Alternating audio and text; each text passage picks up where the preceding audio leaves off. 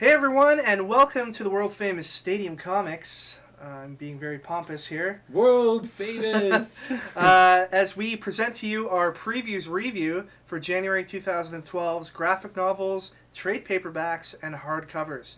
Last week we brought you the single issue comics. This week we're going to delve into the world of the graphic novel. Yeah, the fat ones.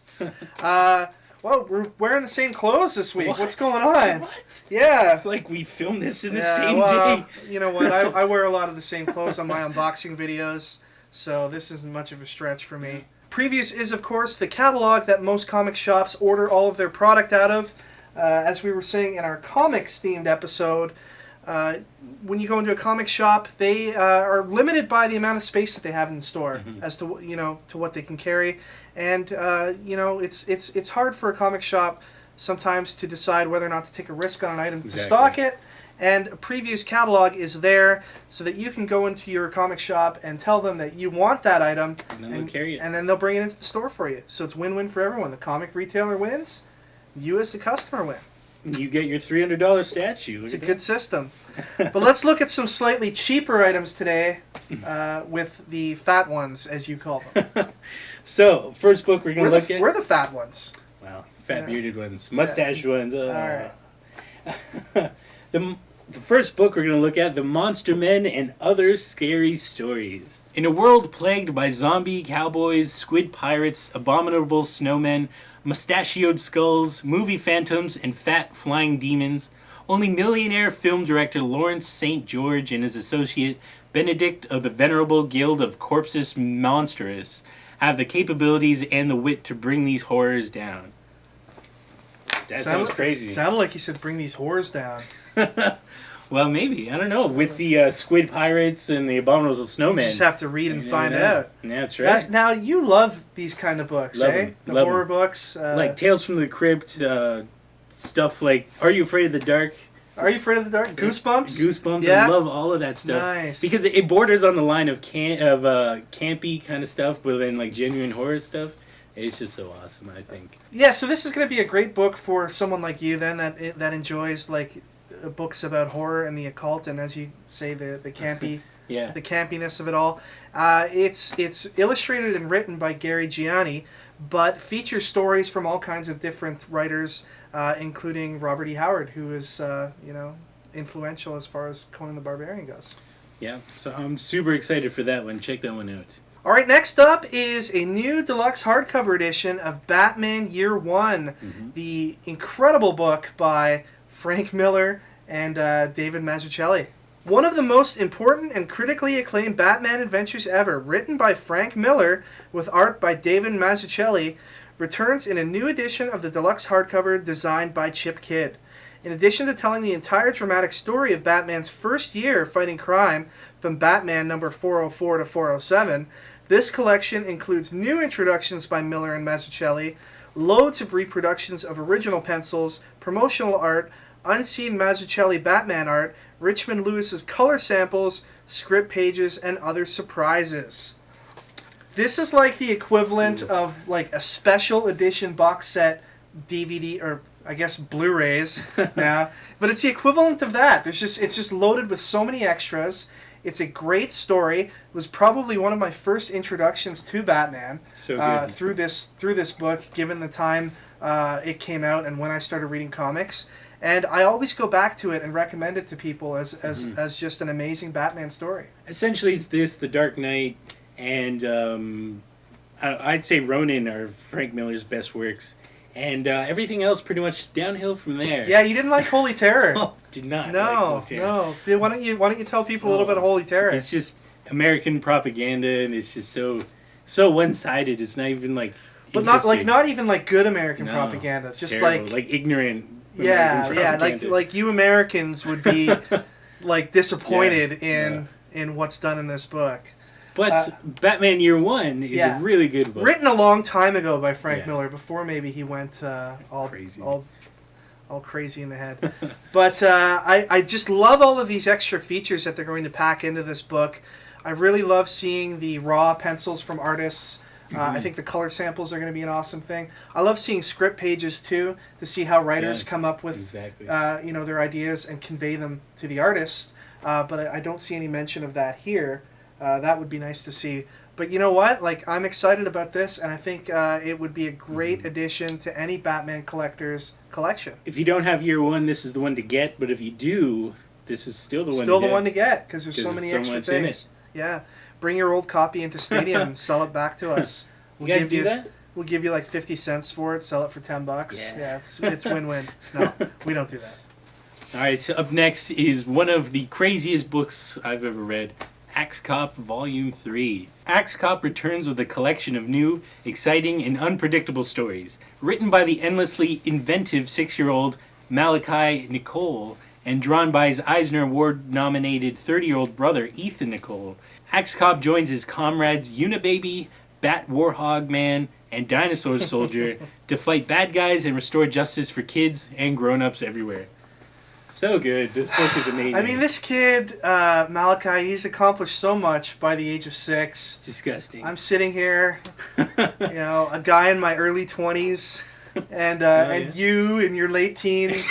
and you know, what have we accomplished other than these amazing shows, these amazing videos, and this awesome comic store, and the ladies? Nothing other than that. But like, he's accomplished so much in the world of comics, and it's awesome. And, I hope one day when he gets older that he still has a passion for doing something in comics, and he can look back fondly upon his time as a 5- and 6-year-old making these crazy, crazy, crazy comics. If you haven't read Axe Cop, go to www.axecop.com like right away and start reading some of the strips that are up there. It's honestly one of the funniest comics that you'll ever read, and it's all from the mind of a 5- and 6-year-old. But I mean, the thing about that is, like, I mean, it's really inventive, but sometimes like the story kind of falls apart, right? Because like just a kid's kind of attention span to right, stories, yeah. Which I mean is a good thing, but at the same time, if you're really into the story, you're like, wait, what's going on? Yeah, but you got to put all that aside, and I think those moments where the story just does go off the rails, and things start changing in such a radical fashion. I think that's what makes Axe Cop for me. I laugh at those moments that the story has gone so, absolutely crazy and off the rails. I also love the fact that he's the little guy seems to have an obsession with blood, and anytime any blood from anything touches you turn into that thing, which is awesome. Which is just like if the real world like acted like that, every time you donate blood, people to be turned into you. Yeah, or a bunch of clones. Or if you get some fresh steaks and throw them on the barbecue, you turn into a cow. Like, possibilities are endless. But it's stuff like that just makes Axe Cop just an amazing book. And the last book that we're going to cover for this segment is the Ultimate Comics Avengers by Mark Millar, Omnibus. It's Mark Millar, by the way. Really? Yeah, I didn't know that until I went to a convention where he was attending, and they kept Millar, emphasizing that it was Millar and not Miller. But that's strange. Yeah, it's weird. It's weird. But anyway, let's get to the book. All of superstar Mark Millar's Ultimate Avengers sagas collected in one volume. Captain America goes rogue to learn the truth about the Red Skull, and S.H.I.E.L.D. commissions a new team to bring him in. A 7-foot-tall biker with a flaming skull has been brutally murdering the rich and powerful, and the White House orders the Avengers to take down the Ghost Rider. The various vampire clans have united under a charismatic new leader encased in a salvaged Iron Man suit.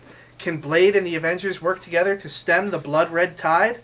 Collecting the Ultimate Avengers 1-6, Ultimate Avengers 2 1-6, Ultimate Avengers 3, and Ultimate Comics Avengers versus New Ultimates issues 1-6.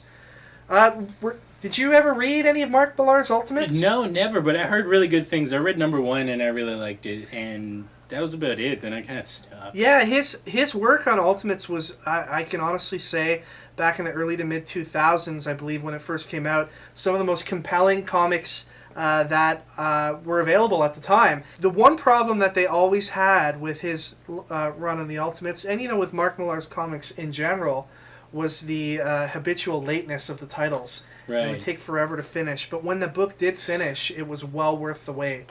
Right, but I mean, like, if you can't meet deadlines, man. Hey, some writers or artists are given have a job carte still? blanche, and How does he have a job with all these lateness? hey, like it's crazy. he makes Marvel a lot of money. Bottom line, at the end of the day, he makes them a ton of money. Yes. You know, and makes Hollywood a lot of money too. I guess true. Kick-Ass, and now they've licensed. Kick-Ass 2. Yeah, they're talking about Kick-Ass 2. They've licensed Nemesis and Superior, and apparently Matthew Vaughn is going to direct every Mark Millar comic ever. I don't know how that's going to work, but the good thing here is you don't have to worry about lateness with this book. Right. It's all collected That's here right. for you, and you know, if you sit down and read it from front to back, you'll appreciate it for what it is, and it's an excellent comic. The one thing I don't like about omnibuses, though, is that they're so big that it becomes so hard to read Right. it. Because you have to, like, open it, and then the page is, like, so bent, and it's like... Yeah, that is an issue. That is an And issue. the gutters are, like, really hard to read, because then Yeah. you have to, like, open it up. And then when you do open it up, you like just hear the binding and like you're like, snapping and "Yeah." breaking underneath it.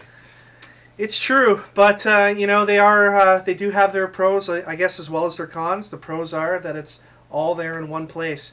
The one omnibus that I saw that I could never really wrap my head around, you know, how somebody would ever read it without damaging the book or themselves, is Walking Dead put on an omnibus of of like issues 1 to 48, and I believe they did a volume 2 later, but it was basically the Bible. It was the Bible filled with a bunch of zombies and, you know, people getting killed. Well, sometimes you got to. Yeah, I guess, you know, the Bible, I guess, really though is Has some zombies in it. has a pretty notable zombie, and Lazarus there's a lot of people and getting Jesus. killed. Yeah, see? Yeah. It's original Walking Dead. Yeah, we, I think again we've ruined this. We're probably done now. Once an episode, we ruined it. We've offended people out there. Sweet. That's okay. All right. Well, good thing it's the end of the episode. Yeah. I hope you guys have enjoyed this segment covering some graphic novels, hardcovers, trade paperbacks, omnibuses, anthologies, all of those good things. And we'll see you next time when we cover action figures and toys and statues. All right. Take care, everybody, and enjoy your comics.